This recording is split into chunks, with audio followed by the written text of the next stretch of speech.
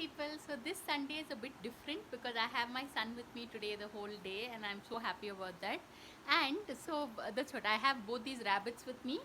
And now in my free time, oh god, now in my free time I like to just read up as much as I can about rabbits. And the one on my shoulder is called a New Zealand rabbit, these white color ones. And the one that my son is holding is called a Dutch rabbit. AKA Dutch, pirate rabbit. yeah, Dutch rabbit, because they are twin colored, like they are black and white. So that's what this is, a bit of rabbit trivia that's important. And we should make more and more long videos. What do you say, Ayush? But yeah, long videos should be interesting, otherwise it's really no point. And this rabbit is sitting at my feet, I don't know why, and she's become very naughty, this young lady. But it's a lot of fun with these rabbits. And I'll catch you all soon in a second video where hopefully we'll talk sense. So on that note, He's yawning. thanks for watching and please subscribe.